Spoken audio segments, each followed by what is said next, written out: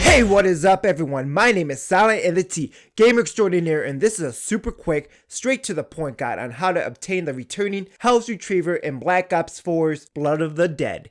If you guys didn't know, the Hell's Retriever was a weapon that was originally from Mob of the Dead, and holy, it looks super clean and super nice in this game.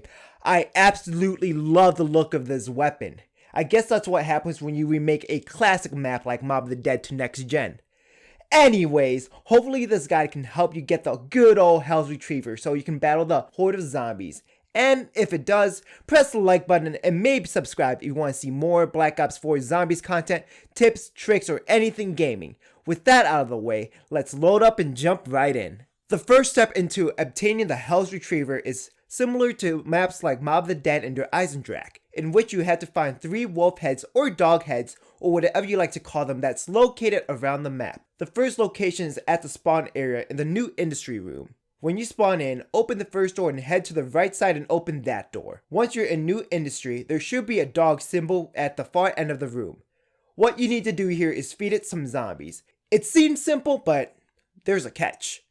The dog can only eat 1 zombie at a time, so you need to wait for it to be done eating with 1 zombie in order to feed it another. Once you feed it around 5 to 6 zombies, it will give you a howling sound effect and leave with a glowing red symbol in its place to indicate that you completely fed the dog. Here's what it sounds like.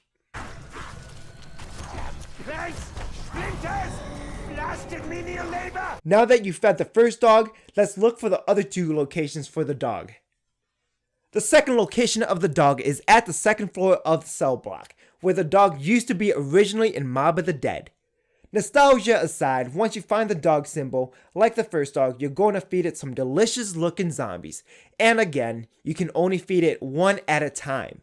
I do want to recommend that you feed the dogs at an early round so you don't get trapped or anything of the sort, because that's the last thing you want in a game. But if you're feeling a little ballsy, go right ahead and do it in late rounds, but don't say I didn't warn you. Once again, once you finish feeding the dog, it'll give you a howling sound effect and leave. Once that's done, let's move on to the next step. The third and final location of the dog is outside the warden's house, but you can't access it until you turn on the power on the Mob of the Dead section of the map. If you don't know how to turn on the power, I'll eventually leave a guide in the description below on how to turn on the power and maybe pack a punch. But if you really don't have the time for that, then in short, just head towards the generator room by the docks and turn on the power switch. Once you have that done, now you're able to go into the warden's office and head outside of the office, which is a new area in the map. Once outside, there should be a symbol right there on top of the house, and again for the last time, you need to feed it zombies. Once you finish, head straight to the warden's office and purchase the fast travel system. Towards the end of the transport, you should see the Hell's Retriever sitting there piping hot and ready for you to pick up. So hold that square button or X on the controller and there you have it, the Hell's Retriever.